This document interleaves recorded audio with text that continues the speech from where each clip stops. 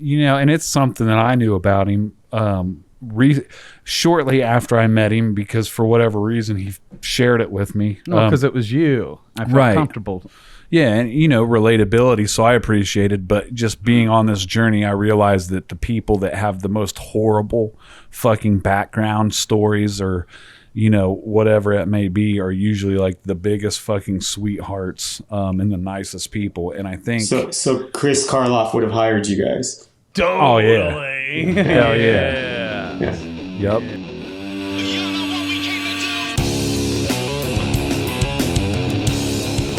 Hello, fellow Guardians, and welcome to another episode of the Tattoo Guardians podcast. Man, am I glad to be back. As I'm sure you've noticed, I've been absent quite a bit. This chemotherapy's been pretty rough, just to be straight up honest with you, so I've been in bed a lot. But I'm super happy to be back, and today we decided to keep it light, kind of ask each other, or tell some stories of 5 things that you might not know about us. Sometimes they get pretty dark, kind of unexpected for me, but most of them are light and funny, but all of them are real and vulnerable and from the heart. And I've definitely got to know my co-host a lot better. So join us today while we share some secrets that you might not have known. Thanks. Brothers and sisters, welcome back. You know what it is, another episode of the Tattoo Guardians podcast show, and I'm elated because you got all 3 of us again tonight. Happy day. It's Hip, who always is helping inspire passion in people. The legend himself, Mr. Joshua Carlton in the house. Matt Clemmer here. And tonight we got a light and fun one prepared for you all. We do. Is that right, boys? It is. Before we get into tonight, I want to give a quick shout out to a good friend of Josh's, a brother who we spoke about on the podcast before, an amazing painter by the name of Dan Christian. And looky here, he put one of his epic paintings on a t-shirt and sent it to me, I guess, right? Yeah, that's awesome, man. As a gift. Yep. Dan Christian, Josh wasn't lying. You good, boy. Look at that. That's fucking beautiful. Dan, thank you. For all of our listeners, your love and support, your messages. But now we got Dan Christian sending us his own art on a t-shirt. I had to give you a shout out live on the show to everybody. Thank you, brother Dan. Yeah, thank you, man. Thank you, Sensei. Yes. And to clarify, Josh, Dan used to tattoo and pretty much set it aside and moved where to do what? Yeah, Dan tattooed amazingly for a long time. He's been to Evergreen. Him and I were talking. I'd fallen in love with this particular, super high realism painter named Anthony Waichulis. Literally the best realism painter in the world. He paints money. You can't even tell. The government has actually contacted him of you need to chill out with painting money. It's that good. Wow. And I started setting up to take some classes from him and his coworkers. And Dan got turned on to him as well and just went he ran with it. And he ended up being chosen to be a master teacher, but he had to move to Thailand to do it. And what's cool is it's called I think it's Annie, A-N-I, Annie Academy of Art, and some private multi-millionaire billionaire opens these schools and offers for free. The students go for free to just change their life. So it's like a tattoo guardian, right? He's doing all this stuff. So he moved to Thailand. I believe he doesn't tattoo anymore, or if he does, it's pretty minimal. And became this amazing teacher and just completely changed these people's lives. What a wonderful person, My God, that's beautiful, right there. We need to have him on the show, don't we? I think he'd be a great guest. We should definitely get in contact with him. Absolutely. He's the one too that put the little crybaby faces on us. Remember? Oh, okay. Well, that's right. you was going to come on the show, bitch. Who's crying now? Yeah. No, okay. Dan Christian, thank you, brother. And this is your unofficial invite to be the guardian that you are and to join us at this table for a fun conversation. There we go. Yeah. Stay tuned to that. So tonight, y'all, we were talking and, as you guys know, we're brothers and they're steady, not only continuing to grow and fall in love with one another and still getting to know one another. A couple weeks ago, we shared with you a snippet of Joshua Carlton's story. You're going to hear more because there's so much more to that man's life. But in the process of that, us getting to know one another, we learn things about each other that we're really mind-blowing or Go get the fuck out of here. I would have never guessed that about you, right? So it birthed the idea tonight, as I've been learning new things about Josh and Hip from your past, your present, even your future, whether it's weird idiosyncrasies or just traumas from your childhood that you never told me before, whatever. It sparked tonight's episode to try and keep a fun, short, and light one. And so I've proposed to the boys, let's all come up with 5 things about us that may shock you listeners. 5 things that you may be shocked like I was to hear it. And you guys are okay to play, aren't you? Fuck yeah, Absolutely. Yeah. And just a disclaimer, some of mine are a little bit fucking morbid, but it's all right because I've gotten free of the trauma of them so we can fucking wreck on them or whatever. But I like to live as an open book. Yeah. So it was kind of tough for me to think like 5 things that people don't know about me. I pretty much will fucking say anything, right? You know? Yeah, that's how I was. I had a little bit of a hard time because I'm pretty open, you know what I mean? But there's a couple of things in there that I've told a few people, you know, but not our audience isn't necessarily going to know. So. Yeah, and unlike you boys, I got a slew of things the world don't know about. But Hip's always, you know, as we know, Hip walks in such transparency and authenticity. He's even given men like Josh and I permission to be more transparent and more vulnerable. 100%. You know? Absolutely. Even when we talk about, you know, put your best foot forward, Hip's helped us be like, well, show us that other foot. And you've been a great teacher in my life to not only have the permission, but the courage to even do so. And so, yeah, following your lead, Hip will be the first to throw himself under the bus. And I'll look under there and be like, you okay down there? And he's like, come on in, the water's great. I'm like, there's no water. Come on in, the water's fire. Yeah. So how do we want to do this? Each share our 5, or we just want to go in one at a time? I'd like pepper it in. I think, you know what I mean? Like one story kind of go on. Mm-hmm. Okay. Love it. Oh shit! Who's gonna go first? I'll start first. I'll start with a light, easy. I'll start with a light, easy one. Okay. So you know you've heard some of my story about everything about how I came into tattooing, but what you haven't heard, because you heard that I was into photography and all that before tattooing, but what you don't know is I was just as obsessed as a little boy I was going to be a magician. Ooh. I had fucking doves in my bedroom.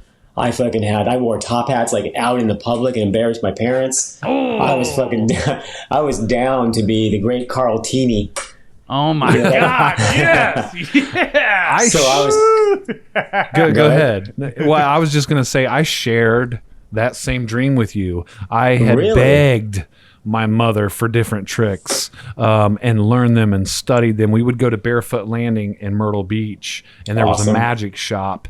And I just had to have everything. And still am a little enticed with it. When I went to prison, I learned a bunch of card tricks and how to like stack the deck when playing spades and shit, and got real good at it.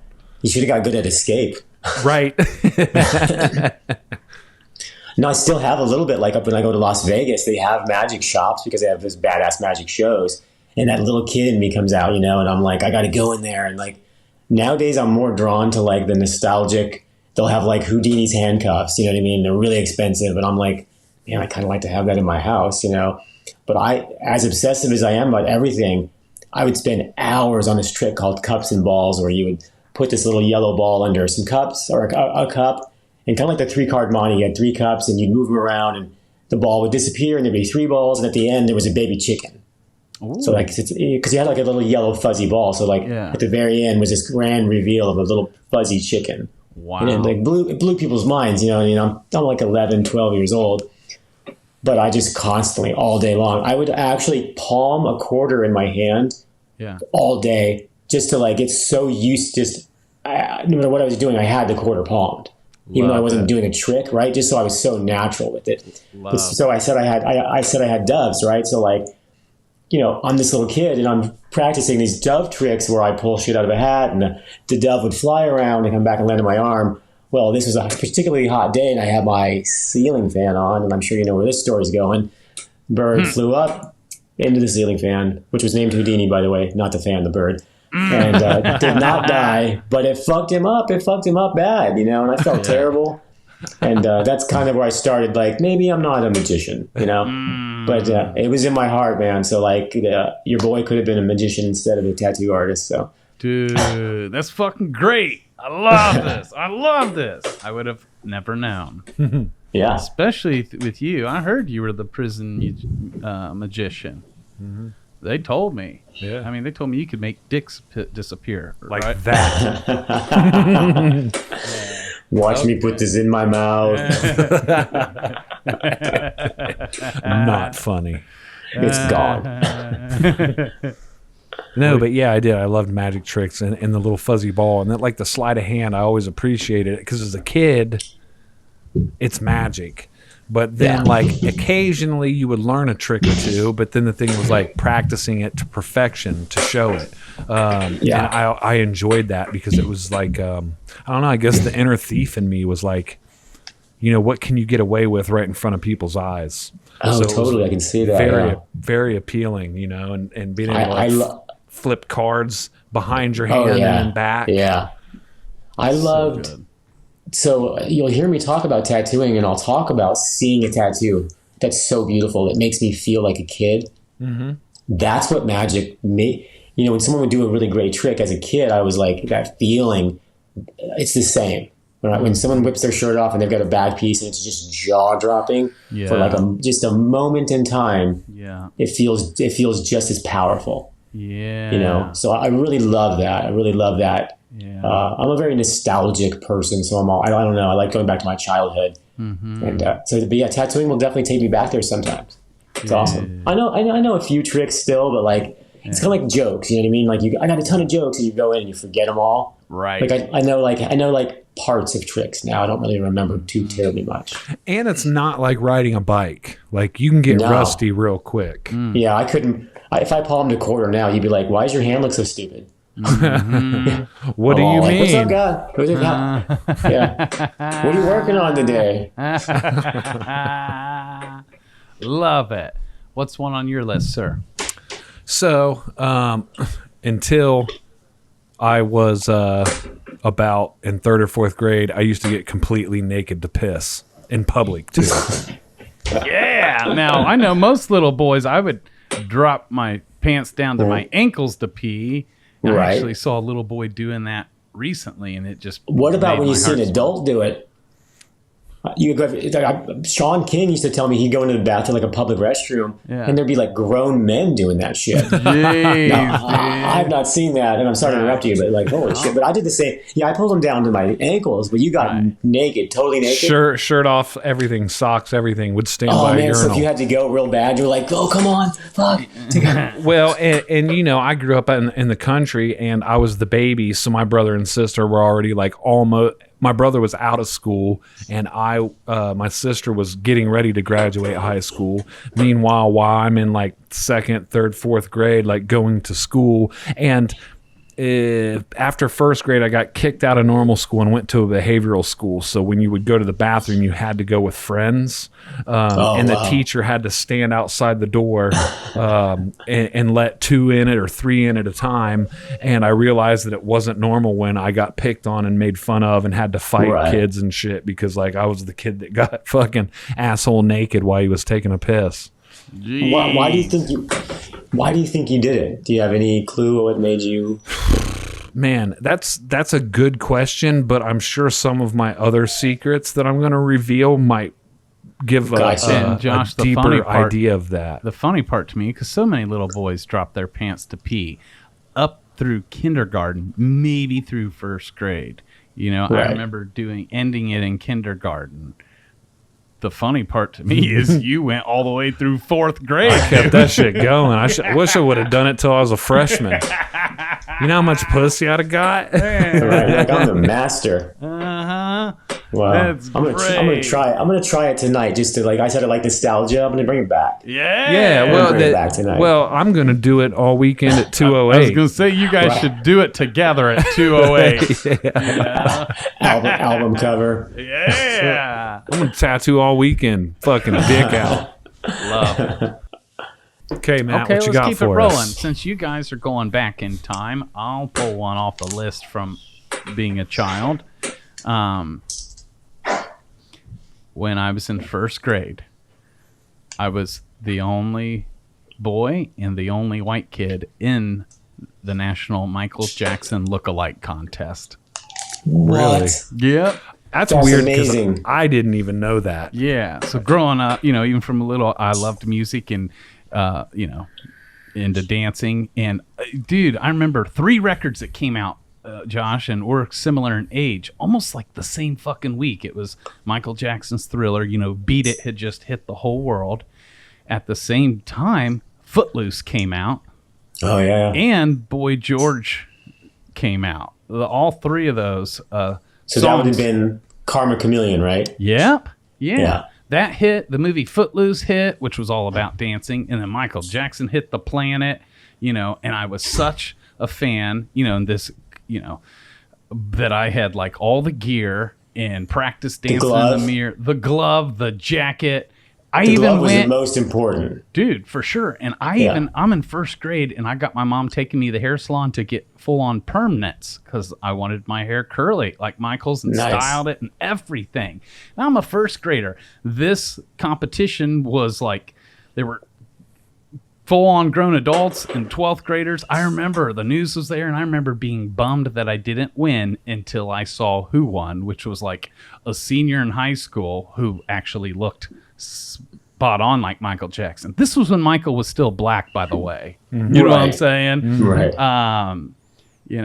But yeah, I was just so enthralled, and he had such a great influence on my life, even as a presenter, as a performer, because that led to so many more years of dancing and performing. But it all started back in the day with Michael in the early 80s. So did you dance as well? Like you did the moves and everything? See, I would have never guessed that. Oh yeah, that's amazing. So isn't it? Speaking of nostalgia, like this is such a perfect example. Do you remember the power that felt? Like I literally had a TV tray my mom had given me in my bedroom, and it was for my Michael Jackson shrine. I had the glove, like some cards, of course the albums, and they were just displayed. Yeah. You know what I mean? And it was like Michael Jackson was at that moment the same as you. Man, we would have been best friends, man. Yeah, totally. It's like, you're like, someday we'll start a podcast together. Man. But that's amazing. That's amazing that you did that, because like I did as well. And like I said, we're close in age, close in age. And I remember clearly, like, the other day. So speaking of, you used the word power, Josh. Yes, it was so powerful that sitting here in this moment talking about, I still feel the power. Right? That's what I'm saying. Yeah. That's amazing. On to the next. What you got second on your list, Josh? So, I have an fucking absolute disdain for Steely Dan, the musician. Like, I'm mad that I'm bringing it the fuck up right now. I fucking hate him. I don't know. It's visceral. Oh, great. We just lost all our Steely Dan viewers. Yeah. I think he was going to fucking sponsor us. Hey, Steely Dan, fuck you. I hate you. This is where everybody learns a little bit more about Josh. Oh, Josh is so nice. I fucking hate Steely Dan. I can't even describe.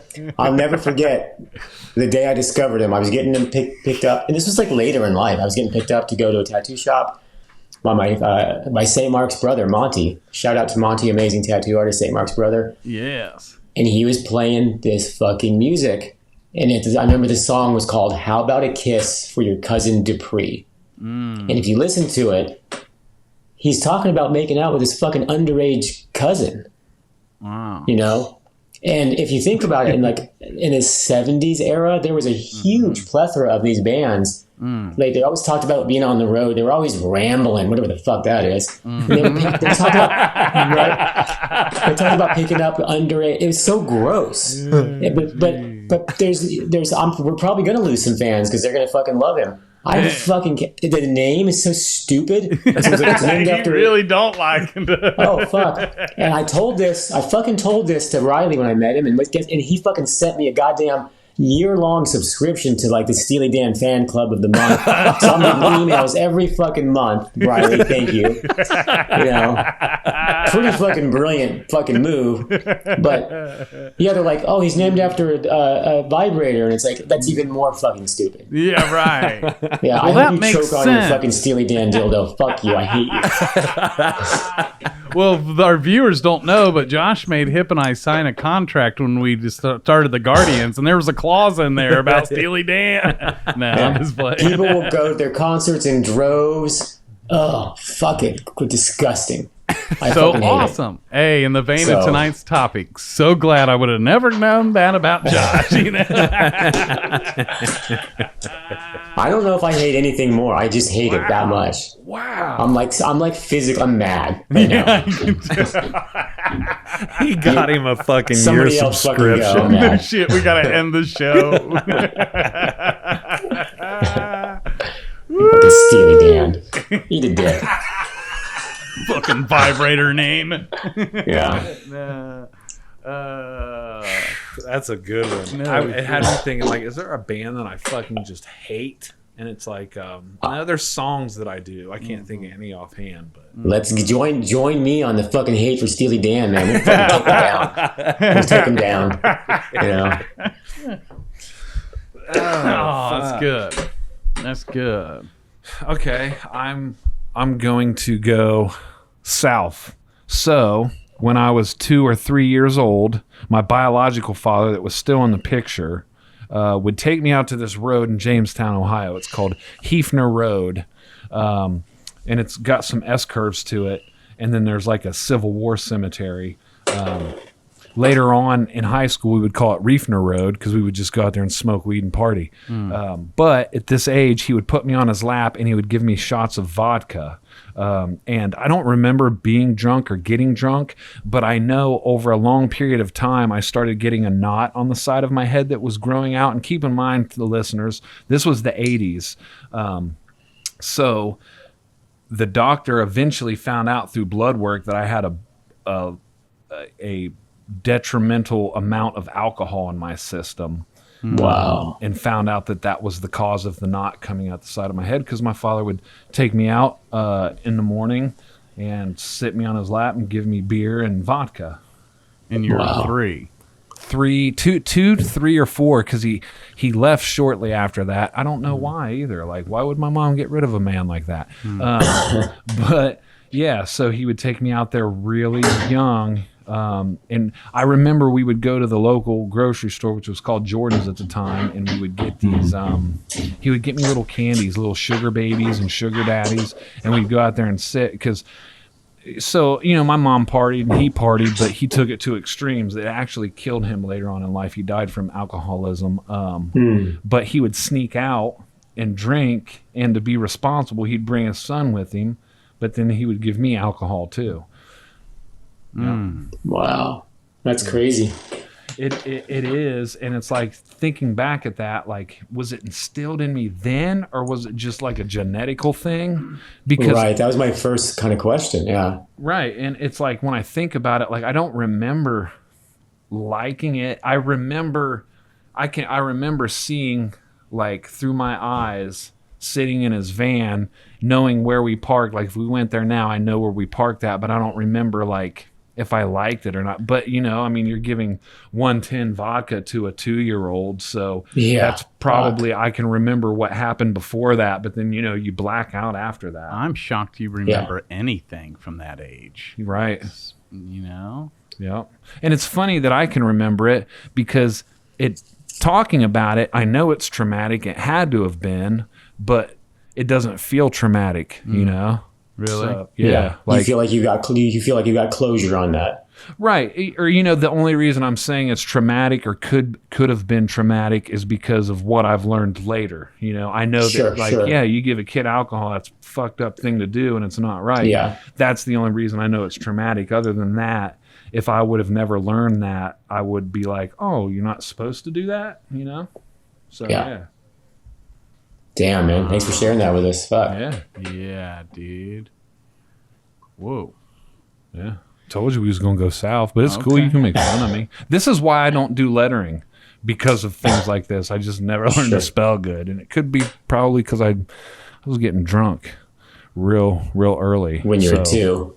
Right, and the weird thing is I don't really like alcohol when I was using, and I was kind of a lightweight, but you would think like getting started that early that would give me a head up on people, but it fucking didn't. Bitches, I've been drinking since I was 2. Right. People say that in exaggeration, and I'm like, no, really. Like, I have, yeah. You ain't drunk till you got a knot on the side of your head. yeah. And look how fucking much you've accomplished, like going through that and being the man you are today. Right. Man, that makes me. I already respected you at a high level, but damn, dude. Hats off. Thank you. Wow. What you got, Matt? Is it my turn? Yeah. Well, shit. This wasn't on my original list, but you just telling that story gave me a flashback to about age 4. So my dad was an undercover DE agent my whole life. And back, even in the late 70s and early 80s, this is nuts. This didn't happen today, but my dad would literally, and my mom was a makeup artist. He would literally go undercover at night to dope houses dressed as a black man. I would watch my mom do all his makeup and turn him into a black man. I think I was 3 or 4, and I'd watch, and she would literally, and then he'd like clothes. He had an afro wig, the whole 9. And back then, he'd go dope houses and speak jive. Right. How he didn't fucking die, I don't know. Because today I'll ask him to speak jive. He's horrible at it. You know what I'm saying? Like, damn, dude, I don't know how you fucking didn't die on night 1. And we lived downtown Dayton off Delaware Avenue, which was already getting rough. Now it's ghetto gated community, but it was even getting rough. And this was, probably 1979, 1980.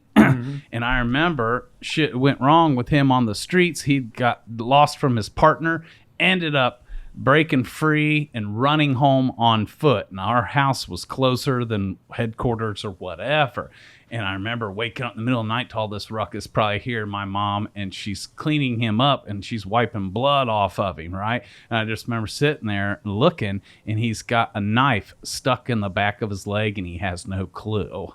No, holy shit! Way. Yeah, and I remember pointing it out, but the adrenaline was so high. She's cleaning him up in other areas, and I was like pointing. He's got a knife in the back of his leg, Fuck.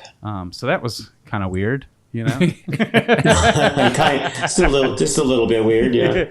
Later on, looking back, I learned that wasn't normal. Like you said. See, and that's what's so weird when you're young like that. You don't know. That's right. You heard me talk about in my last, where you were getting to know my story. Yeah. I didn't know we were poor. Like, it's amazing what you just, I don't know, like the resilience of children is crazy. Yes.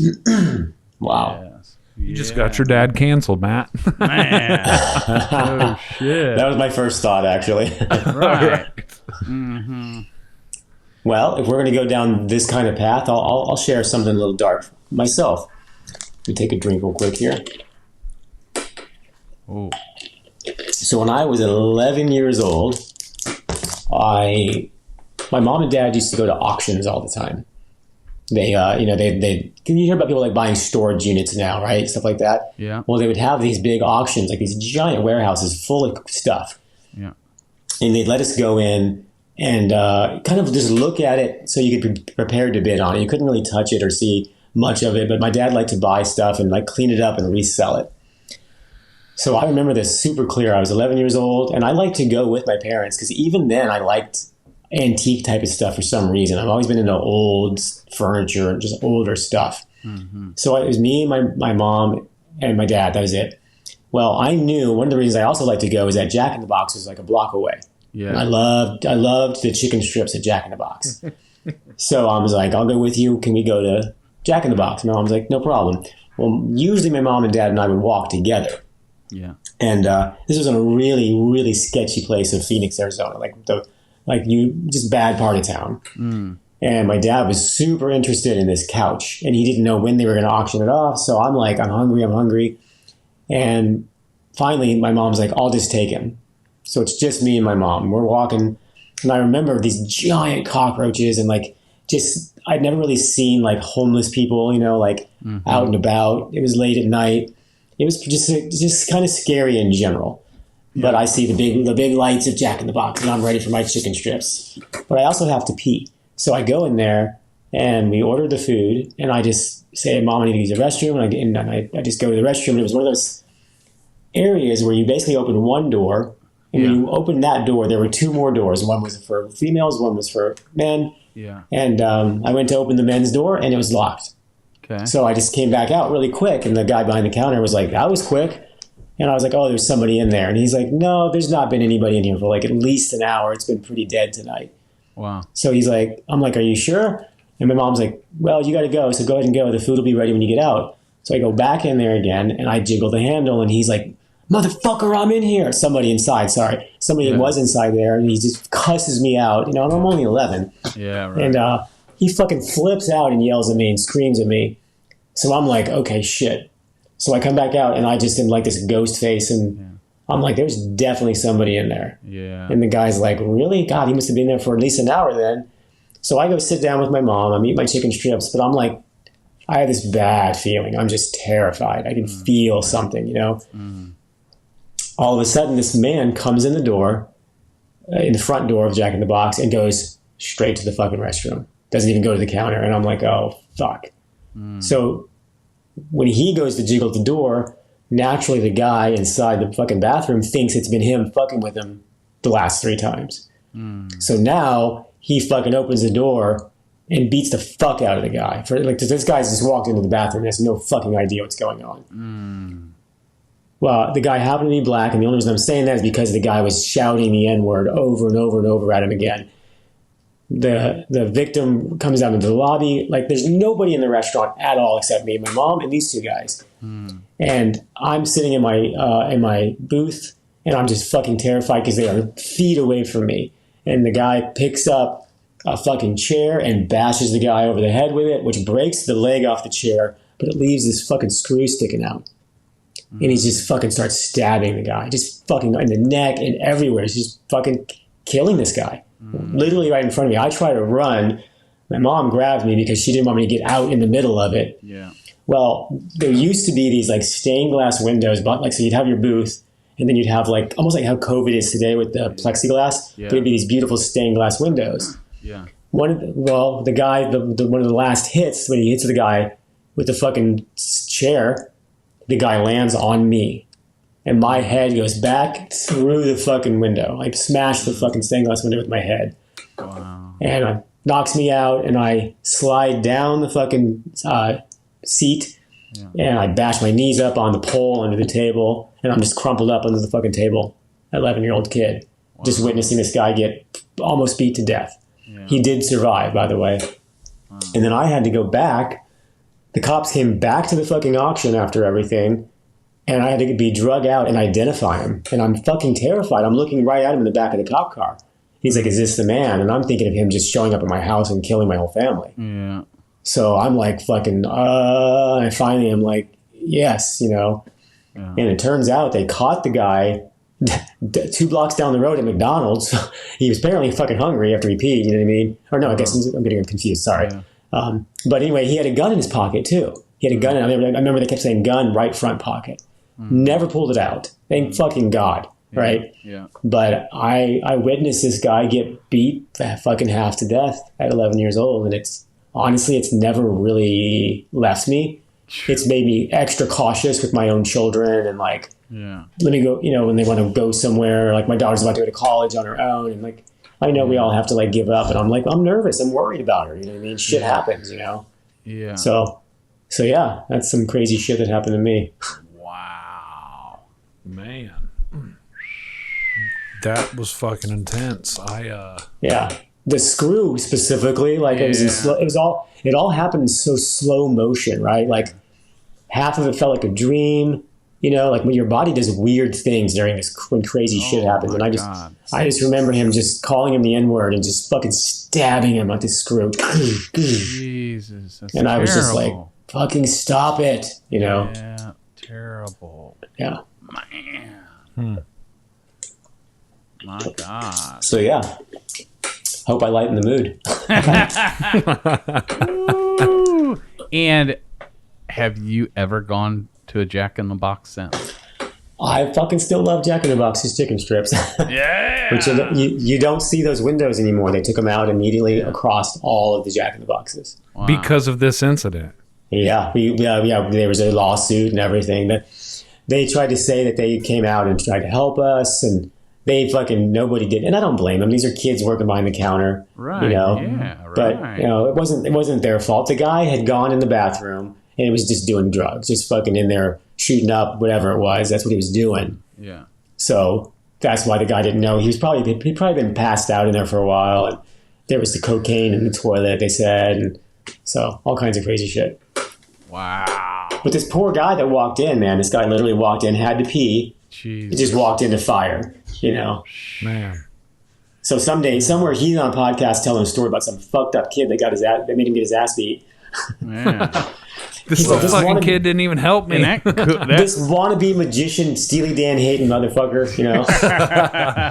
Yeah, because that could have been you. You know what I'm saying? Yeah. When my mom was very traumatized as well because it was just us, and there's nothing she could do. I remember her screaming, "Stop it! Stop it! Stop it!" You know, Yeah. I've got a kid here. Stop it! Yeah. And I'll never forget. My head just was like, poof, you know. And when we went back the next day and saw the broken, because all the pictures too for the lawsuit, the broken glass, and it was fucking crazy, man.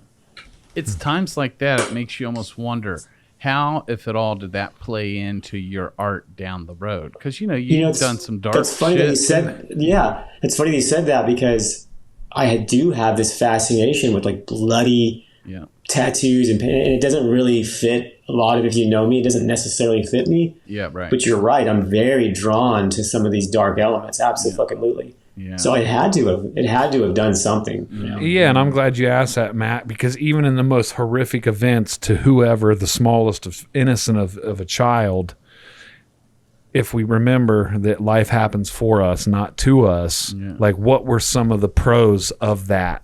And it's like, it's not even something that necessarily you may never be able to answer, but it's fun to think about, like, how could you take something so ugly and horrific like that and see the silver lining in it, and like, let's take that experience out of your life. Where would it have led?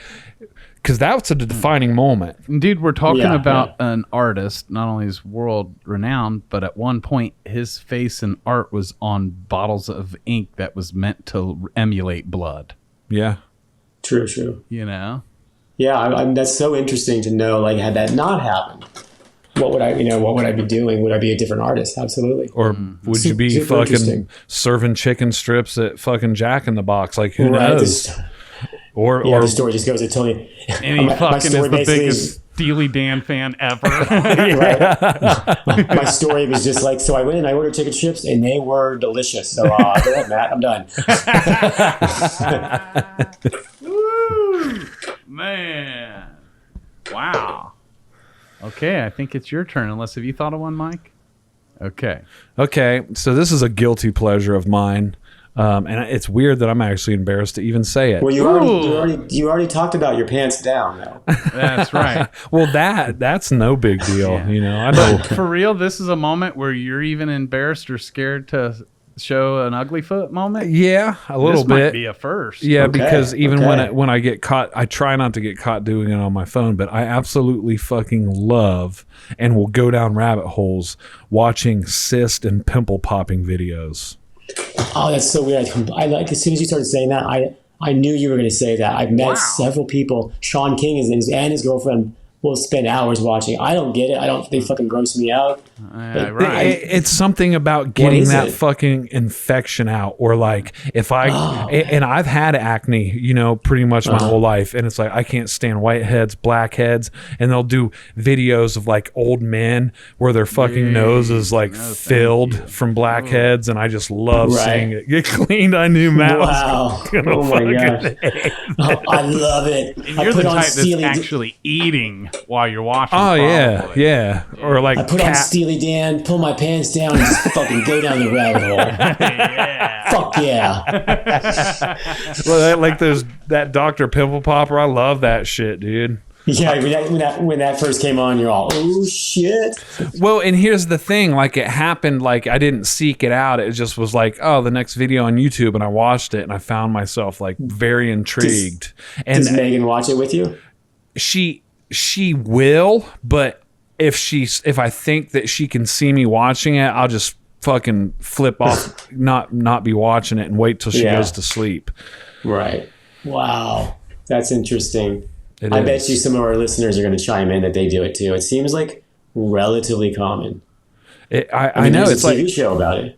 You know? Well, totally, and it's like though it feels like one of those. I shouldn't like this, you know. Like why is there something wrong with me? And it's like, but I do, and I don't give a fuck. But if someone's looking, then I'm like, nah, hell no, that shit's stupid. So yeah. Wow. Well, I'm going to follow suit because I wasn't going to share this, but since you, who usually can't get embarrassed or feel weird, I'm going to share one that I'm embarrassed to share then. Okay. Josh, I lived most of my life. It wasn't till just recent years as a full-grown adult. Something about me and my body that I thought was normal with every man apparently isn't. And this is just one that slips through the cracks because guys don't talk about this or compare anything. Right. And so I basically have 2 pee holes instead of one. Really? And I never I thought every dude, like on their tip, you know, at the opening, you got 2 little holes, and I got 2 streams that come out and meet as one. Had you never seen other dicks though? I mean, like, how did you? Well, not like that close up. You know what I'm saying? Like, you never watched porn, I guess. Well, still not like zoomed in on the hole. Yeah. You're right. Yeah. You know, I mean, you literally got to spread your own. In. Yeah. But even when you zoom in, you have to spread your tip apart to actually see your hole. And I've got 2, one on top of each other, unless my hole has just got skin grown in the middle, which makes it 2.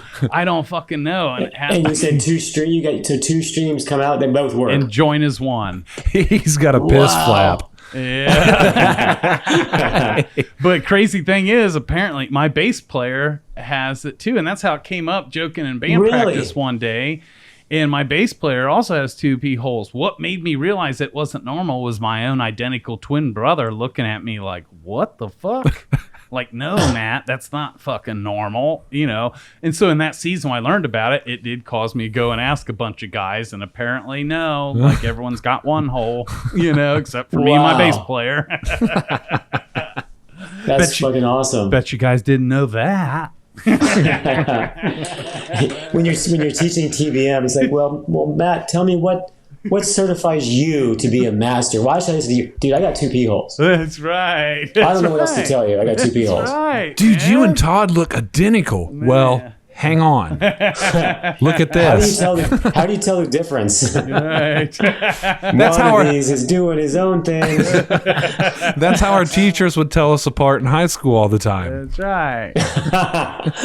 Man. It just seemed we were kids. We didn't know it was weird. Man, that's right. So yeah, that was an embarrassing thing to share. Sure. I'm sure. Well, thank you for sharing. Yeah. Woo! But keeping it light, you know. Yeah. You got one up that. Josh is like, I've got 3. He's like, I've got 2 penises. I think there's a chance that I could be in the Guinness Book of World Records as being literally the pickiest eater in the world. Now, obviously, there's people who are starving and don't have the money to eat. Yeah. I would blow your mind with what I have not eaten. I've never met anybody ever as bad as me. I don't know what happened. I don't know why it's happened. I have not tried literally, you name it.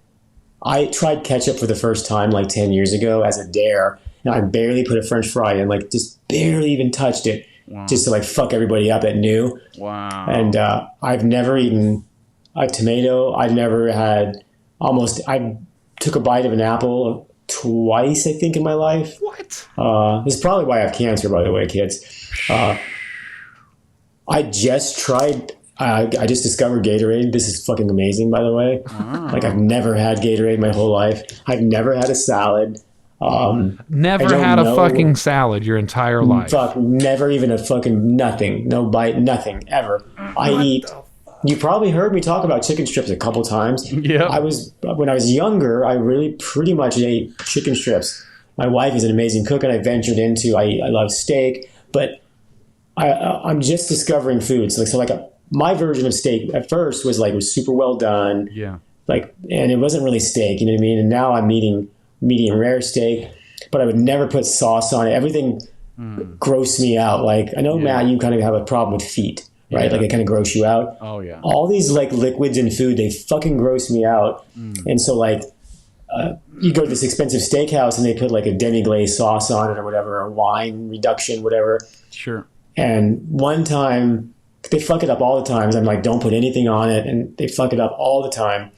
One day I was just so hungry and it actually smelled really good. And I tried it and I was like, oh my God, are you fucking kidding me? This is what I've been missing my whole life. A good steak with a good sauce. Oh my God. So I don't know if you remember when I was at your house and you nicely bought all this beautiful dinner. Yeah. Remember I got a fucking plain steak and plain potatoes. Yeah. And everybody gets the sides with broccoli, whatever, and they just don't get touched. Right. But I mean, you name it, literally if I ate a banana, I'm pretty sure I just throw it up. Wow. I don't know what it is. Even before all my surgeries and stuff, I'm just the pickiest eater ever. My hamburgers are literally the meat and the bun. And it fucks people up. When I make their job easier, I'm like, I want it plain. And 90% of the time they put cheese up. They're like, there's no way he doesn't want cheese. Right. You know what I mean? I almost shut down a Subway restaurant. Not really, but I tell them I want turkey, bun, you're done. Yeah. Put it in the toaster. And he just goes, what kind of cheese do you want? And I'm like, nope, I don't want cheese. And he literally was frozen. And he's like, but this is where I put the cheese on. Right. And he just didn't know. I'm like, just close it up. You're done. Yeah. But it's so insane to me to think about even dark chocolate. I'll eat milk chocolate, but fuck dark chocolate. It's probably amazing. I don't like dark chocolate either. It's kind of bitter from what I understand. It is. Yeah. But most adults eat it. You know what I mean? Have you noticed if in recent years or even now, has your willingness to be a little more adventurous to at least try things expanded at all? It really has. And I'll surprise my family by trying things, but it's still it takes me a long time. That's funny that we're talking about this last night. A great friend of mine, Sean McCoy, shout out to you, Sean, love you. Took me and Nikki to dinner, and I got a steak and French fries, but I didn't realize it, but they were sweet potatoes. Never had them before. Wow. So I thought they were just seasoned fries. So I actually put them in my mouth and ate them. Yeah. Fucking amazing. Delicious. Incredible. Good. Dude, the trick to that, if you order it again, is get caramel to dip them in. Really? That's just a full-on dessert now, though. But. Yep. That's cool with me, though. Yeah. I never heard of that. Yep. But I saw Nikki watching me really weird because I go, oh my God, these are so good. My chemo is not fucking my taste up. And she goes, you're eating sweet potatoes. Wow. And I was like, what the fuck? Oh, here's how bad I am. Here's a stupid story. I used to work at a tattoo shop in Arizona, and it had a diner next door. And I'd go over there, and they had these big-ass cinnamon rolls. And every day I'd go over there. I was a super fat guy then. And I'd eat these cinnamon rolls. And I'm like, I love the frosting. And someone was like, I thought you didn't like cream cheese. And I'm like, what are you talking about? And they're like, it's cream cheese. And I'm like, I'm so bad that I love these. And once I found out they were cream cheese, I fucking stopped eating them. Wow. Even though I fucking loved them. Wow. See, That's how fucked up I am. I've got something similar with 3 things that I will never fuck with. Eggs in any form. Really? Like scrambled eggs and stuff? I don't even like smelling them if they're being cooked. Yeah. The only time I eat eggs, and I know it, but it's taken me a while to get past it, but like bread, any baked goods, they have eggs in them. They just do. So like I can eat cake and stuff like that. But I don't fuck with eggs, mayonnaise, or sour cream. Okay. And some of the artists, one played a prank on me and got me a Fabergé egg. Because I say they're liquid chickens, and on the inside was like a little rubber chicken, and then there was a bunch of little mayonnaise jars. And I'm the same way. Like if I think about, like I will eat scrambled eggs, and if I think about them, I'll get literally like, you know what I mean? But like I'll watch people get like the runny eggs, and they'll like take their toast and like dip it in the egg. It makes me I'm the same way. It's like scrambled eggs, I can pull off really well done. Like scrambled eggs are fine, but like mayonnaise, never fucking tasted it in my life. I have zero idea. Most foods I don't even fucking know what they are. Like I'm like, what kind of fruit or vegetable is that? Like I don't know. You know, because I need calories. I'm way too skinny now, and they're like, eat avocados. They have good fats and good calories, and I'm like, no. I don't like the texture of avocados. Yeah. And it's crazy. I don't know how. I don't know why I'm so picky. I think because at one point someone told me like I can't believe because I used to eat them a lot, but they were like, yeah, it's like what eggs taste like, and I'm like, done. Yeah. And then like crepes, I used to love crepes until I found out that the fucking thing is just an egg, and I'm like, done. Well, I'm glad to hear that. Because I felt crazy. It's like you like it, but you know. I remember going to parties and there was always pizza, right? And they're like, "Pizza's coming," and I fucking love pizza. Mm-hmm. But I get it, and it'd be like goat cheese or something, not just mozzarella. Yeah. And even if I'm starving, I'm fucking not even. I won't even consider it. Wow. You know. And if you honestly, if you think about pizza, it's surprising that I love it because it's tomato sauce and cheese. Cheese by far is almost up there with Steely Dan. I fucking hate cheese. It disgusts me. It's fucking goat cream. It's like, oh, what the fuck ever. You know what I mean? So jeez, I don't know. I get really turned. I get really disgusted by foods. You know what I mean? Yeah. Wow. Yeah. Man. So there's that. Love it. What you got, Hip? What's next on your list? All right, this one might be hard for you to hear. Me? Yeah. Okay. So when I grew up on a farm in Jamestown, you know, we went across that. So there used to be cows that were raised beside the farm. And back in the day, they had an electric fence around to keep the cows from crossing over. And the fences were the metal pole and then little plastic yellow pieces that held the electric fence. So that way you could touch the pole and not get electrocuted. Well, I was out playing one day and got on the fence pole on the plastic part like this and was like balancing myself getting ready to cross, and I moved my hands and the plastic piece fell. So boom, I fell, and I get up and I look down and my pants around my crotch is ripped, and I'm like, oh cool, fuck it, go about my day, like these are just some play pants anyway. As I'm walking back to my house, I start feeling my leg get warm, and then I look down and my entire pants leg's covered in blood. So from there, I go into the bathroom, and then my underwear are covered in blood. Pull my underwear down. As soon as I do, my testicle falls out. Oh, my God. Oh, fuck. Which looks like a grape. Falls out. Yeah. Falls out of my sack. God. So I then... How old were you again? Fucking anywhere from like 8 to 11-ish. Jeez. Oh my God. But it looks like peeled grape attached to spaghetti. So I ravel it. Pass out. Those that are just listening, Matt's about to pass out. I ravel it back up, put it in my sack, overlap the skin, and put a butterfly bandage on it.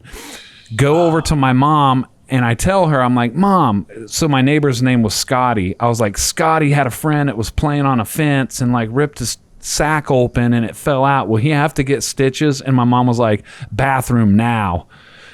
She knew. She knew straight up. Yeah. Yeah. So she goes into the bathroom. She's like, take your pants off. And I start crying because I'm thinking I'm going to have to get stitches. I do. And she sees like the devastation. Jeez. She almost fucking pukes and screams for my stepdad. He comes in and he's like, oh my fucking God. Well, she stops him and she's like, we have to keep him calm so he doesn't wig out. And then my older brother comes in and, you know, he just ruins everything. And he's like, oh my God, he's going to fucking die unless we get stitches in him. So she throws me in the tub. And my stepdad's like, we got to get into a hospital now. I'm screaming and crying. I hated needles too. That could have been another one. I love how your testicles popped out, but you're afraid of other things. Yeah. Well, it was because it didn't hurt, and I think I was just in shock. But sure. Anyway, they put me out, and it was 82 stitches inside and out. The ones that were inside dissolved and disappeared. But yeah, so I have seen the inside of my testicles. Motherfucker. I love these stories are like, oh, mine's real deep, and then it's just like one up. I cannot top your fucking ball popping out. Jesus, hang on by spaghetti. Although I was considering trying grapes tomorrow. And that is not fucking happening now. Or spaghetti. Fuck, man. Hey, for our listeners and you can't, or our viewers, you can't even fucking see it, but Mike had to stand up and like walk around in circles when I was really? explaining that. And Mike, look at Matt's face. No shit. I'm weak. He's like got down lower in his seat. He's real short now. Quick, somebody get Matt a Go-Gurt. But yeah, Man. so, and my mom can't remember, but there's been times where I should have gotten someone pregnant and it didn't happen. So we don't know if I can technically even have kids. And being so young, I didn't even know how to have a kid. So I didn't know that that played a part in nothing, but I'm just assuming that I probably am. I can't reproduce. Wow, man. Wow. Yeah. Wow. I don't have words. Yeah. Oh shit! Puts a whole new spin on this thing. Let your nuts drop. Yeah, I let my nuts hang, bro. So, like we said about earlier, like I wonder how that affected you as an artist. Everybody that's listening that you've tattooed, they're looking for balls in their tattoos, hidden balls. Right. Well, His favorite meal: spaghetti and meatballs. I just like to throw grapes in and just squish them till they pop. Yeah. Right. Like those fucking cysts and pimples that I watch. Oh, see, that's why you like that. It could be. Hey, we're getting somewhere. I We're knew figuring that. shit out on Tattoo Guardians. I know that afterwards, like I had to wear those what are they fucking called? Women would put them on their hair when they get in the shower to not get their hair wet. I had to like wrap my dick up in one of those. And one of the I know what you're talking about. I can't think of the name of it. And I remember it was before I had fucking ball hair. So I remember thinking like, is this going to fucking hurt when my hair grows in? And will it feel weird? Right. And my stepdad just laughing at me like, you ain't even going to notice. Damn. 2 pee holes, busted balls, fucking who would have known? Right. These are things This is great. This is awesome. Stuff we didn't know about each other. Jesus. That's fucking crazy. So what you got, Matt? I got to bounce back from that. Okay.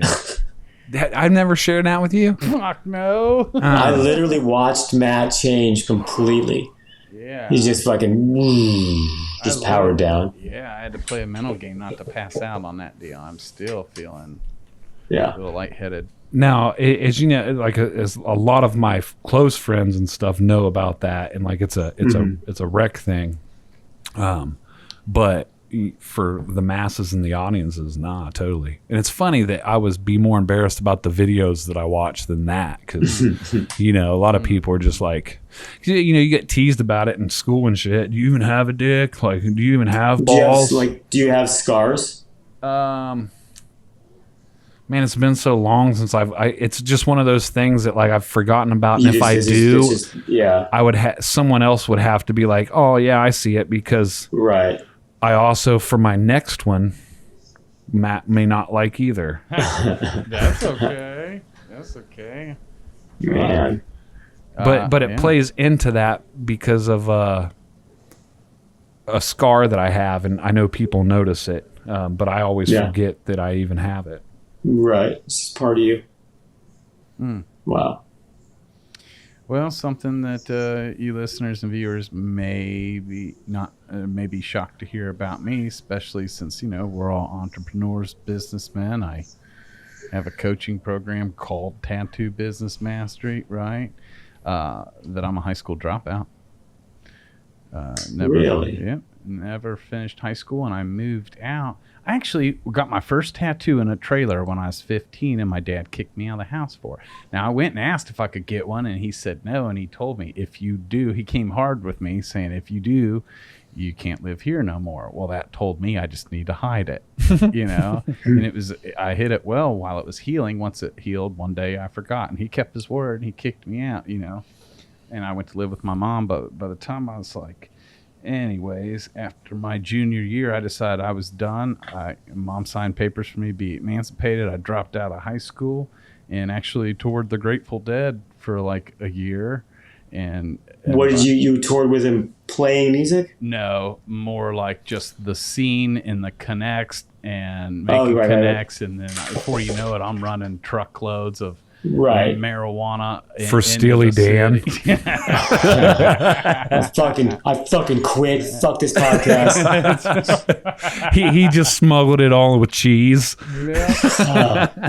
That's so interesting, Matt, because you're easily one of the smartest people I've ever met, and so it's like it's so interesting. It's like you hear about that kind of a lot, like. Fuck high school because you were beyond it, obviously. Anyway, but it's interesting to me how that works out. Like, what grade was it? What did you make it to? Junior year. Yeah. Okay. I didn't graduate either. Yeah. Neither did I, actually. I ended up. I went to school for the fucking social, like for the girls, and I remember. I think I may have told you guys this story, but. Are you done, by the way, Matt? I totally interrupted your story. I'm sorry. Cool. Okay. Yeah. I was driving around with a friend, and he just happened to mention, "Oh, there's where Principal Wilbur lives," and I just mentally made a note. And I was ditching class in high school, and I would just sit in the hallway and play guitar. And he goes, I could suspend you for that. And I just jokingly go, I know where you live. And that was fucking it. It was like a threat, and I was immediately kicked out of school. Wow. So to get to when I came to Oregon, you have to have a high school diploma or a GED. So I had to fucking quickly get my GED before I could even tattoo here. Wow. Yeah, and the same thing. I was a junior. I wasn't fucking gonna hurt. I wasn't gonna do anything. I was just totally joking. Yeah. But he took it as like, I'm gonna drive by your house and fucking shoot you. It's like, Jeez. Well, for the record, the trend. For the record, I didn't tour the Dead because I was like a raving fan of their music. For the record, we're getting honest, Matt. Yeah, I know. That's another band. Not like Steely Dan, but I just don't get it. I just don't get the Grateful Dead thing. I never liked the Dead either. They're like, I guess they call it like when you get on the bus. Like what when you get on the bus, and I'm like, I didn't fucking hear the bus. But especially, brother, back in back in the day, of course, when you and I were around high school and graduating high school, like when the Dead would show up at Deer Creek in Indiana and have a show, dude, if you went there, it was the closest thing to traveling back in time. And it's like you traveled back to 1964, and there's hippies and families everywhere. I mean, you could see campsites, and when the sun went down, it was like 1,000 candles lit in the horizon. They were all campfires. It don't matter. You can go to 1 or 500 campfires, and I guarantee you're not a stranger at one of them. And so, I dropped out of high school and thought I need to make a living. I immediately got into the dope game. Now, I wasn't like, even though a lot of people I ended up having to deal with were like more gangsta, right? Because I was moving mad weight, but I've always been a man of love. I liked connection. I loved accepting and people. And so even though I wasn't a fan of their music, their scene was so inviting, so friendly, so I can see that. So much love to share, and great connects if you in the dope game. And so that's when I went, and to party and to have fun, but yeah, and even tried to like their music, just couldn't, and still don't to this day. But I respect what they built as a business. You know what I'm saying? They broke the mold before so many other bands did. So I don't know if you guys know what we have here, and I could be wrong, but I think I'm right. So every year we have the country fair. Have you ever heard of that? Yeah. Yep. So it's a giant fucking deal, and from what I understand, Jerry Garcia owns the land that it's on, and it's this big hippie fair where people. It's like Burning Man, but not to that scale. Yeah. But from what I've never been, but from what I understand, it's that kind of thing. You know what I mean? I guess it's pretty awesome, and I think it just happened like last weekend. I guess one of these days I should probably check it out. Yeah, but dude. I hear it's pretty cool. Yeah, I'm all down for a really good party, especially if it's outdoors and everyone's just Right. like fun and loving, and you don't know a stranger, and people are literally there because there were full-on generations and families, like still hippie Right, families that would tour, grow their own food, share with everyone. Like no one went hungry. I mean, there was a beauty to it. Yeah, I love all that. Yep. I love all that for Yeah, sure. yeah. I just the music to me, it's just the most like jammy, like I don't know, like Yeah. I'm like you know that thing you're doing with your guitar.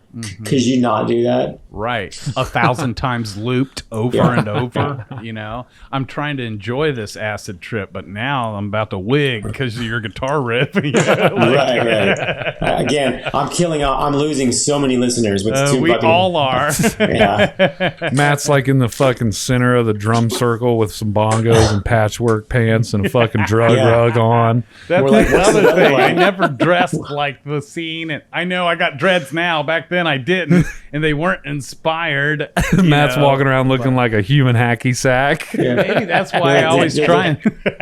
You're like, what's the weather like? And Matt's like cloudy with a chance of drum circle. A 100% chance. Oh god. He starts feeling it. He fucking lights the sticks on fire and he's out there with no fucking Yeah. shirt on. Yeah. Again, other shit I never understood. Yeah, right. Oh, that's so big here in Eugene. Oh, The fucking yeah. sticks and stuff. It's like, oh yeah, man. I could fucking look at my window and probably find one. Woo! So for all you listeners, if you are a high school dropout, that really don't mean shit. You can Not at still all. create anything in your life. Fuck yeah, you can. I got my GED in jail. Like years ago, Nice. maybe 2004. I think I was Those- yeah, about 2004. I was supposed to graduate 98 or 99. But it wasn't. I didn't. Nah. Yeah. Hold on. Man, who's up? Josh. Okay. So, those that have followed me for a long time probably remember my journey of being a fat guy to being an in shape guy. And so, you know, that's probably not something that people don't know. They know I was about 230 pounds, was told I was severely diabetic. Most people know that. But what they don't know is I lost 70 pounds and everybody congratulated me, but I lost it in 3 months. And I did that by extremely unhealthy exercise obsession. Wow. So actually, as I was talking today about, they want to go over 5 things you might not know about us, and my daughter immediately said, you used to be so obsessed that you would run around the house nonstop. Like inside, I would just like lightly jog constantly. Like I would put my Apple Watch on like a run, and like if you came over, I was just running in place or running around. I would run like 30,000 steps a day inside my house. Like I could not be still. If I sat down, I actually had a little pedaler. So if I watched TV, I would pedal. This was in I recent years. This was when I first lost the weight before cancer. Like, Yeah. 'cause 4 I or was 5 years told- ago.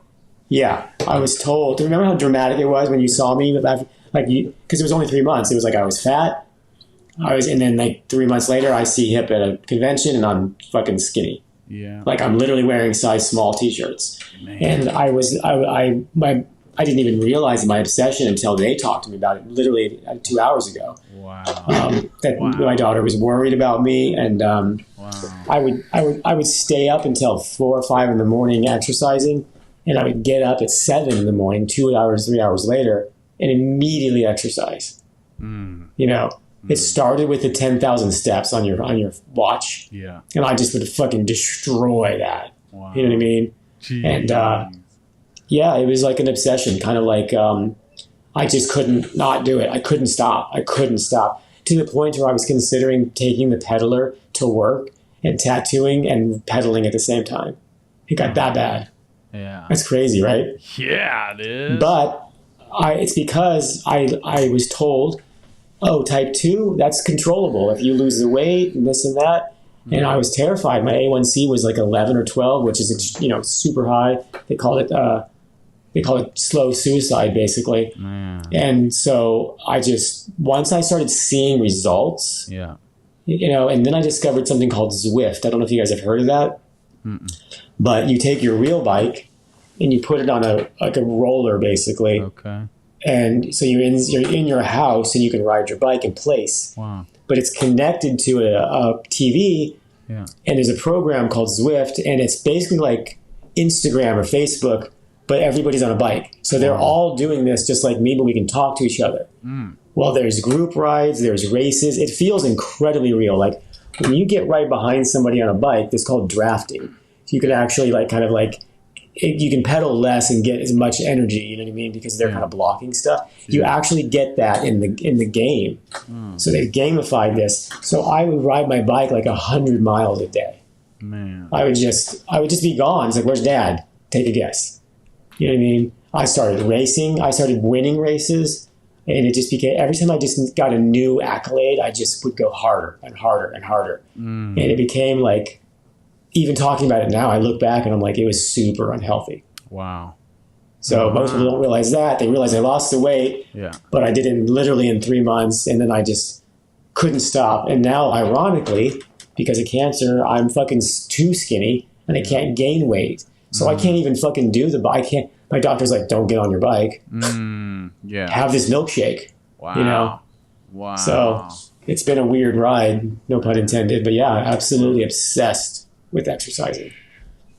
Whoa. Right around the time that Hip and I started becoming friends, that's when that was deep. And I was quiet about it, but I was deep in it then, Which we know is what sparked and influenced your road to health. And weight loss. And I still believe in it. Just do it a little healthier than that. You don't have to do it in 3 months, Right. Because 70 pounds in 3 months is kind of crazy. Man, dude. Yeah. Jeez. But I'm not even pre-diabetic. I mean, I did it. And honestly, because of the health, I believe it's a lot to do with why I'm still here today with cancer. Because other than the cancer, I'm very healthy. My blood work is perfect.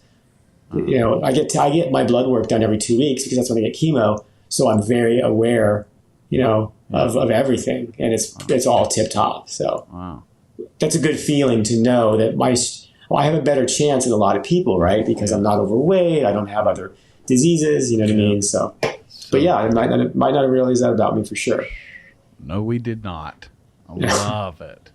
Yeah, that's fun. A little hard to talk about. This is the first time I've ever said anything like that. Jeez, man.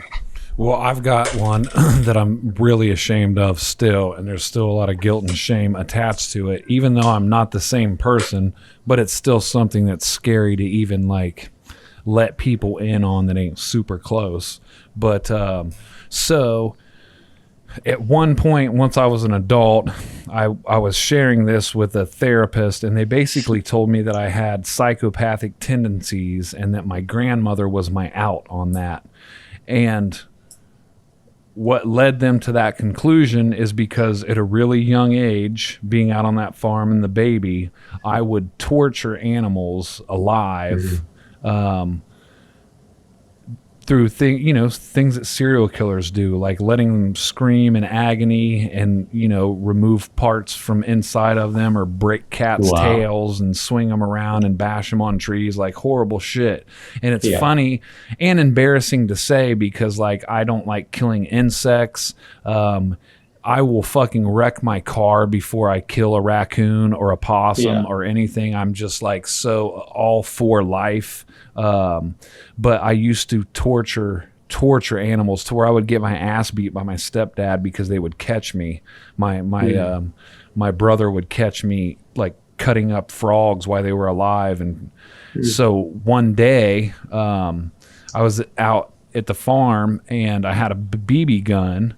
And I had shot a rabbit, and when it hit the rabbit in its spine, and I wasn't, even once I got the BB gun, I wasn't killing things for any other reason than to torture them. But I hit it, and it had snapped its spine or something, but it made this horrific noise, and it did a backflip. And I walked up on it, and it couldn't use its back legs, and it was pulling itself, whimpering, and I just like lost it, and I started crying, and I went and I ran and I got my grandma, and she's like a sweet woman, always loved animals and would take in any stray, and it just she was so mad at me and made me go with her, and she put it in a garbage bag and then smashed it with a rock to keep it from suffering. And at that point something happened that like made me like shift gears, and me sharing that with a therapist said that like she was the catalyst of an event that caused me to like direct and maybe, I don't know, put my train back on track, because where I was heading was actually like sociopathic, psychopathic tendencies. So super common for serial killers to start out with that. Yeah. Wow. And even to this day, like I can watch horror movies of people getting chopped up left and right. But if, you know, like John Wick, when they killed his puppy, I was like, you motherfuckers. Like, you can kill anybody else, but you hurt an animal. And I think that just stems from like guilt and shame from what I was as a kid. And, you know, you can say like, yeah, but you were a kid. But it's just something that I'm just not proud of. And it's like, you know, I don't know, because it's extreme innocence. Yeah. You know, if you hurt people sometimes you could say deserve it, but animals are just fucking animals, and they don't do good or bad. They just are. Yeah, there's definitely a special place in hell for you. Right. I'm just kidding. Right. I'm impressed with your bravery to tell that. That's incredibly wow, you know, and I've definitely known people like that, and I know you very well now, and I know that the kind of person you are. But that's crazy. Yeah, that's definitely some dark shit. Well, great. Wow. And now the last few viewers we still had, we just lost them all. Gone. Yeah. Hey, there's some motherfuckers still hanging in like, this is brutal. Fuck yeah. Well, I'm glad you turned around. Yeah. I'm glad you saw the error of your ways and turned around. Right. And you're not like, oh, I got something for you last week. I killed Bambi. Well, so here's the thing. I had my tire changed because it was going flat, because I obviously had a bone in it, so I must have ran over some roadkill. Well, on my way, I always take the long way anywhere, and I stop, and a car drives by, and I look down, and it hit a fucking chipmunk. And the chipmunk can't move because its back half is like stuck to the ground, and it's like looking up, and I'm like, it's praying to God right now, and it's in pain. Wow. So I literally pulled out and I closed my eyes, and I was like, Jesus, take the wheel, to fucking hit it, because I didn't want to get out and see it suffering, because that would just fuck me up. And sure enough, I felt the pop, and I'm like, okay, you're out of pain, little dude. Thank you for your service. But it's still like, fuck. I had to like think of some shit and turn the radio on, because I'm like, why did I have to fucking do that? I've taken enough life. I've caused enough harm. But, you know, it was suffering, you know. If fucking someone hits me with a car and I'm fucking dying on my last breath, just put me out of my misery. Wow. Moving on. No. Okay, one little fun fact about me. I went to beauty college, boys. Really? Yep. Yep. What was your goal for that? At that point in my life, I thought, you know, I was going to just open a slew of hair salons, you know. It was kind of the artist in me, and loving business and loving people and loving style, loving fashion. You know, I grew up, my mom was not only a model. I grew up watching her on TV doing runway shows for JCPenney's and Reich's and all that.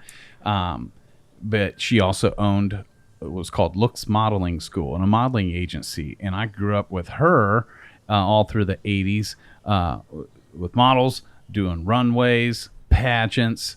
They'd even practice doing facials and makeovers on me and my brothers, like, because we weren't girls, but, you know. And so I grew up around, like, the fashion industry, makeup artists, all the whole nine. And so that probably played into it. When I grew up, I was like, well, you know, I'm going to get into the hair and fashion industry. And it was me not just wanting to do hair, but, like, start a movement and run shit. And it was like, And then at some point, I realized, oh, this isn't really what I'm called to. And so right before I graduated, I was already out on the floor and everything. I just dropped out. So technically, people love to hear that I'm a beauty school dropout. You know what I'm saying? Immediately, that song is in my head now. Yeah. You know, so that's probably another fun fact that you guys might be shocked to hear. I am, but I can see how come your presentation is so always. Yeah, you're right. It makes more sense a little bit with the white booth that you set up and the flowers, and I can see that more now. Yeah. Man, it's weird because I almost haven't had a haircut since. You know, right? How is it sleeping with those that long of dreadlocks? Do you just put them like up behind the bed, or like do you lay on them, or? Yeah, and so no, I just put them up and off to the side. But for years, I had to get used to it because I'd roll over and they'd hit Katie in the face and stuff, and she even, I think, got used to moving them out the way. Well, now I can just twist them up so that they're kind of all together. Right. I always wondered about that. And it never bothers me. The only time it bothers me is like when I'm really sick. If I'm sick, having trouble breathing and stuff, now it feels like my hair, including my beard, is just like attacking me. You know what I'm saying? Yeah. But it's been almost 23 years of me having dreads, and so I'm really, a lot of it's second nature. I'm used to it. But the longer they've gotten, the more I've had to adapt because they get in the way of everything. I can't tell you how many times I'm like in a hurry, hop out the car, close my door, and I'm running, and I'm like, you know, because one's still in the car door. You know what I'm saying? Do you think you'll cut them ever? I do. And, you know, I've even dabbled with it now, but my daughters do not want me to touch them. Like, Daddy, please don't shave, don't cut your hair. And I always told myself, I'm going to wait till I turn 50. This was years ago, thinking 50 was so far away. And when on my 50th birthday, I'm going to get clean shaven, cut my hair, put a suit on, and just look like a totally different man. But that's now, this the 19th. No, but 50's closer than what it's always been. And now my daughters don't want me to, so who knows? Who knows? And my wife, because my wife's never been a fan of dreads. She's never seen my face and is curious about both. Like, I know Katie would love it if I cut my hair, and obviously she loves and accepts me, you know. But she's not a fan of dreads, but on white dudes at least, you know. And so I know probably, and she's so sweet, but I know there's a part of her that's real intrigued if I do, and she's probably got her fingers crossed.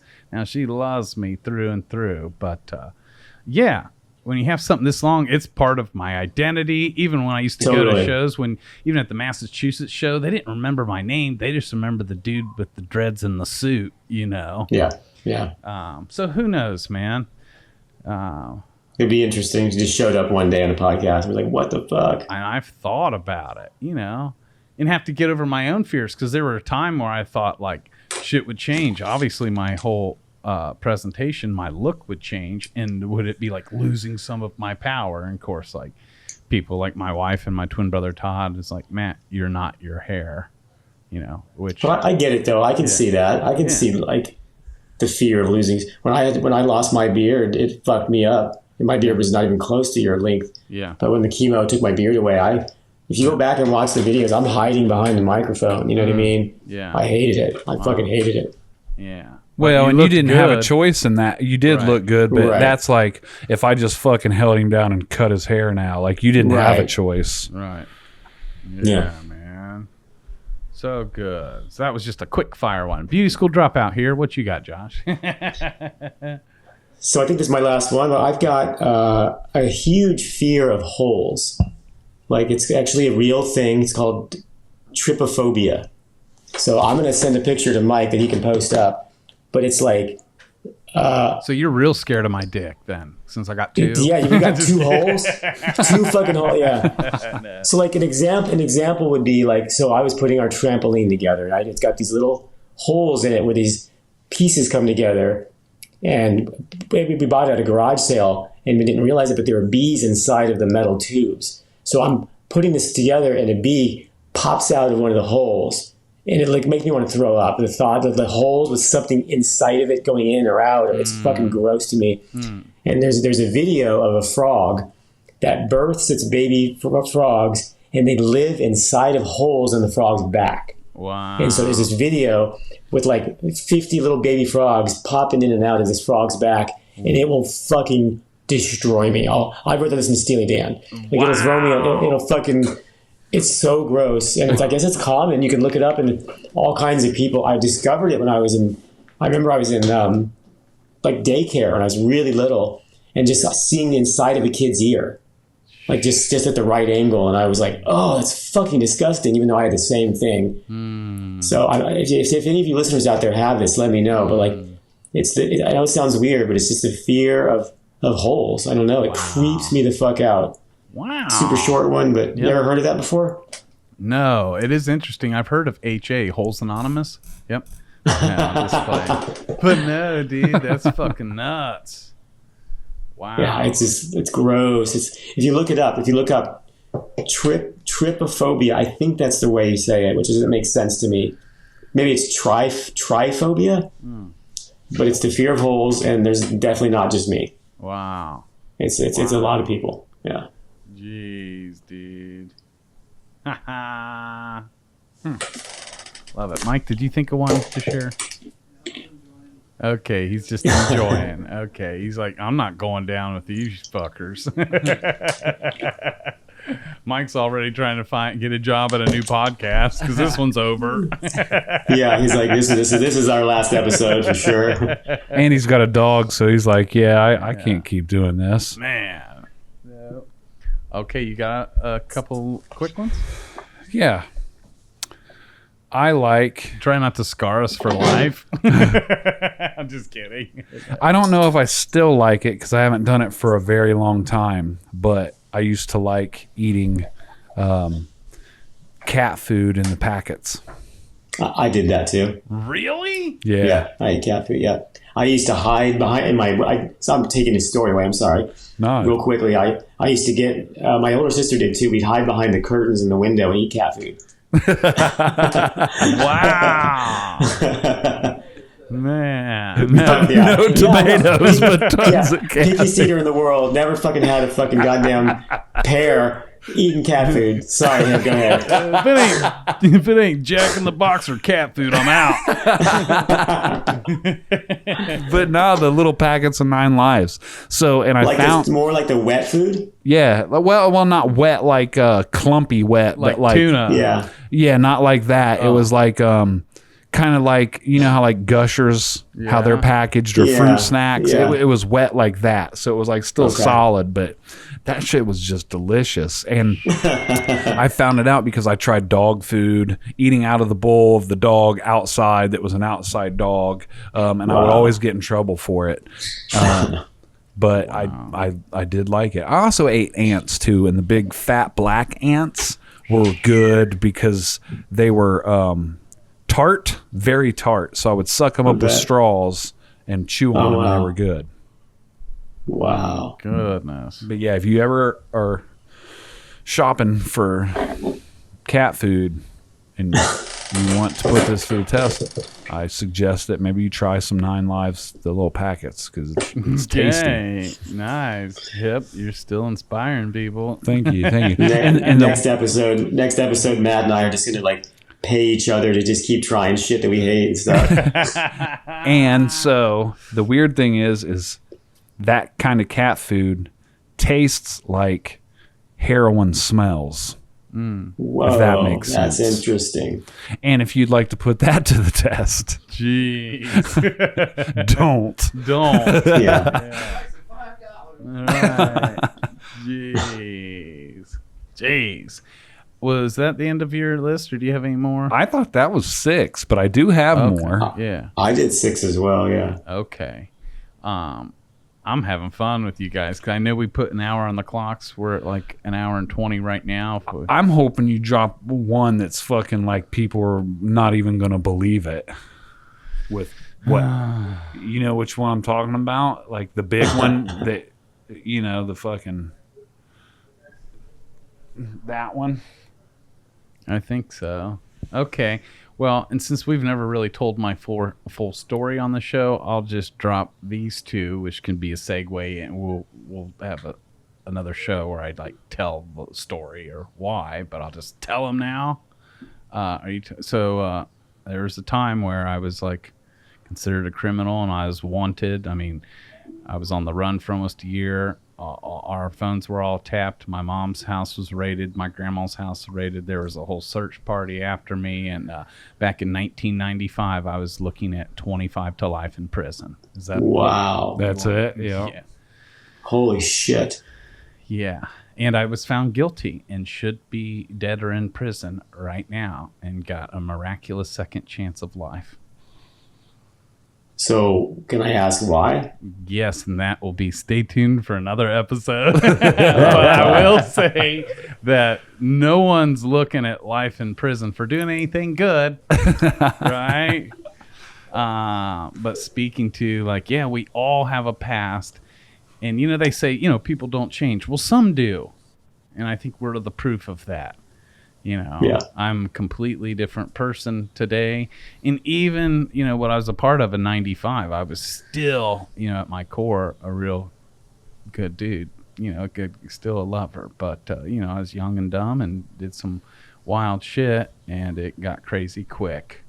You know, I was on the run for a while before I decided to surrender, which leads to a pretty miraculous story that I think maybe we should save for an episode in itself. If you're okay with that, Josh. Yeah, for sure. Okay. I'll be eating cat food and ants until then. But yeah, because, you know, the way we've shared and painted ourselves, we've all painted ourselves in a certain likeness. And out of the three of us, you know, I say co-hosts, you say co-defendants. Everyone views you as the one with the criminal past and like the only one. Little did they know till today I had my own, you know. And it's something that I knew about him shortly after I met him because for whatever reason he shared it with me. No, because it was you. I felt comfortable. Yeah, and, you know, relatability, so I appreciated, but just being on this journey, I realized that the people that have the most horrible fucking background stories or, you know, whatever it may be are usually like the biggest fucking sweethearts and the nicest people, and I think... So Chris Karloff would have hired you guys. Totally. Oh, yeah. Hell yeah. Yep. Yeah. He's saving us a spot, I believe. Yep. Yeah. For sure. That man. fucking scab shack in the sky, man. Yeah.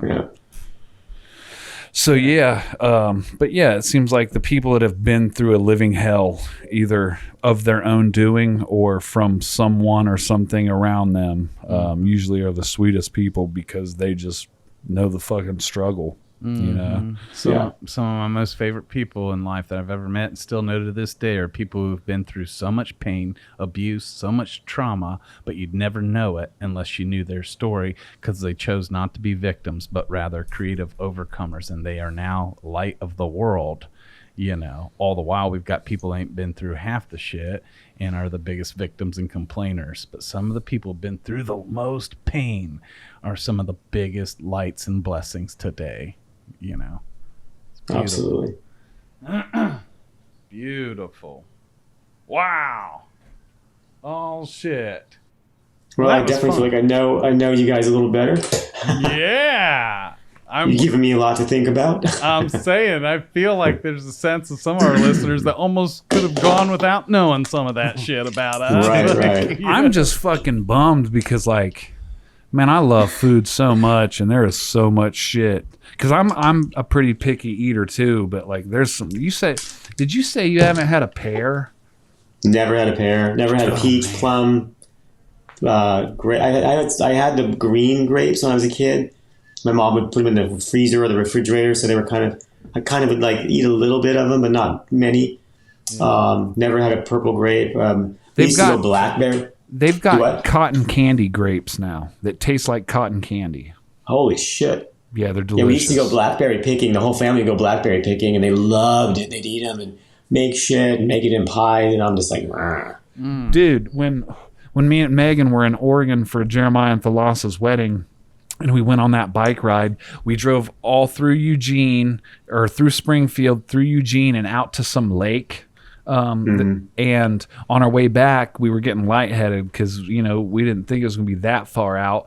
And we fucking were coming up this hill, and all along the side of the hill were blackberry bushes. And me and Megan stopped and ate blackberries on the side of the road for like fucking 45 minutes. That's awesome. I'm sure they were delicious, and I'm missing out on them. But, yeah. Luckily, my whole family's not like my kids are not like that. My son loves salmon and sushi, and I'm like, fuck sushi. It's like I don't want my food to be knocked out. Man, like cook, you know? Yeah. It's just I don't know. I just can't do it. I'm not a fan of sushi either. I like chicken in a sushi roll, but I just don't like, you know, even though fish tastes the same cooked as it does raw, but still, I don't know, just don't like it. Never had fish. Nikki would get a fish with the fucking head on it, and you had the eyes looking at her, and I'm like, I don't know fucking how you do it. And when I met her, we went on a date, and she was eating octopus, and the fucking tentacle was all hanging out of her mouth, and I'm like, yeah, we're not making out. Well, so there's a couple tonight I wanted to share about you two that I recently learned and found was interesting, but for time's sake, I'll just drop a couple if you guys don't mind, and Josh and I share one. But before I share the one about Josh and I that I believe we share that our listeners might be shocked to hear is one unique thing about Josh that I was surprised to find out is your driving record. Yeah. I've never driven. Yeah, that Josh doesn't drive. And I remember the first time he told me that, I was like, really? Interesting. Yeah, I've never driven. I was in a car accident when I was 16. Went partially through the windshield, no seatbelt. And I'd like to say that that's what stopped me, but that doesn't make sense because I was a passenger. Yeah, still. So it doesn't really make any sense, but it just fucked me up and scared me. Yeah. And I've just never driven. And I've been fortunate that women in my life that I've dated or married drive me around. And if I hate it. Now, if I had an emergency, like I could definitely get my kids to the hospital. Sure. I know I get the mechanics of driving. I don't do it. I signed up for driving school once and was like, holy shit, this is going to happen. I was probably 35. Yeah. And I went to the school and everybody had a partner. And it was like a 15-year-old kid, of course. I didn't even put that together. Yeah. And I just felt dumb. And I was like, you know what? No. So I just didn't do it. And then when my daughter bought a car, I got a car for her recently, probably a year-ish ago. And I'm like, you know what? I'll drive with her. I'll learn with her. Didn't do it. So now I've got two people that can drive me around, my daughter and my wife. But yeah, awesome. Never driven. Yeah, which I think's a fun fact to bring up in this list of cool, weird things about ourselves that you may never guess. I feel like that needed to be on the list. Another one that Josh and I share together is that, because I just learned this about him last year when you told me, is that Josh and I both growing up were huge break dancers. Yep. I love it. I remember my friend Sean didn't know about it at all, and we were joking about something, and I busted out a quick little dance, and he was like, whoa, that looked way too like professional. He's like, what's up with that? And I'm like, oh, I'm a huge break dancer. Dude, I love that. Yeah. Oh, I can't wait to see you break dance or even dance with you one day. For real, you know. We'll make it happen. We'll make it happen. Dude, that's like bucket list shit for me now. Right. It is. I want to break dance with Josh. Yeah. I've always loved it. Like I see it. The first time I ever saw it was the movie Flashdance. In the movie Flashdance, the two main stars are walking down the streets, and there's a group that's got cardboard thrown on the ground, and they're breakdancing, and I was just like, what is that? Holy shit. Dude. And I was fucking hooked. Well, what hooked me was the movie Breakin'. Oh, fuck yeah. You know? Breakin' 2, Electric Boogaloo. I fucking still watch that shit. Fuck yeah, dude. I own them because I tried to turn my kids onto them. Back then, we carried around boom boxes, and I got a Houdini stuck in the cassette tape of Houdini, 5 minutes of funk. You know what I'm saying? That's some good shit. That's some good shit. You know? I would rock the Houdini today. 5 minutes of funk. I really wish that it would like make a real comeback. Like, that old school, like really good breakdancing. Like, I know there's groups and stuff, but I wish it made a comeback. I wish TikTok would fucking bring that shit back. Jeez, dude. So good, man. And the closest thing we get to hear it today is in like skating rinks. They might still play it, you know? Yeah. But dude, that shit was dope, man. Oh my goodness. Yeah. Yeah, you remember that? Oh, it's just about to be You could roller skate to that all day, Hip. Oh yeah. Oh, we do roller skate to that. Yeah, that's made for it. Hell yeah. That's that Houdini, boy. But in 1982, you popped that cassette tape in your boombox. You got your parachute pants. It's on. You can't help it. You fucking just start dancing. Yeah, it's on. Yeah, but I would love to see Joshua Carlton dance at anything. You know what I'm saying? Yeah. There's been a couple times at some shows, I just like in a busy aisle, I just bust out a move, and almost always some other tattoo artist is like fucking immediately battling me, and it's like, it's awesome. Yeah, I love that shit. Man, this has been fun, guys. And for our listeners, we didn't just share things to you guys, that we shared things with one another tonight that we didn't know about each other. It went way deeper than I expected, that's for sure. Yeah. Thanks, Hip. I'm just kidding. No, Hip is just keeping it fucking real like he always does. Like he always does, and we love you for it, Hip. Big time. Yeah. Who knows? Because Hip goes so deep and so raw and is so vulnerable, so transparent, I guarantee you're freeing listeners up to be like, well, fuck it. If Hip can share like that, then I can get up and say hello, Right. Yeah, and with that, like the last episode, don't forget to go to our Instagram and send us a voice message so we can go through it and play it on the air and pick some subjects. So if you haven't seen it before, go to our Instagram. You can click on messages, and there's a little audio section, right, guys? Yep. A little voice memo. Leave us a voice memo. Could we go through those? And if we get something good, a good question or whatever, we'll play it on the air. Yes. Basically, virtually putting you on the show with us. Yeah. I want to hear some of that, guys. I want to hear some. Yes. I'm daring you. I'm daring you to do it. Yeah. I love it. Love it. This was fun. Thanks, guys, for fucking pulling a few skeletons out and sharing with all of us. Oh, yeah. Sure. Thank you. Yeah. And Hip and I are going. We got Hip's catching a flight to 208. I'm leaving in the morning, 208. Matt, you're flying out to Vegas, right? Yeah, Huntsville, Alabama, to the Hunts Vegas show. That's right. Yeah. Hunts Vegas. We got stuff going on. If you're there, come by and say hi. That's right. Don't be scared.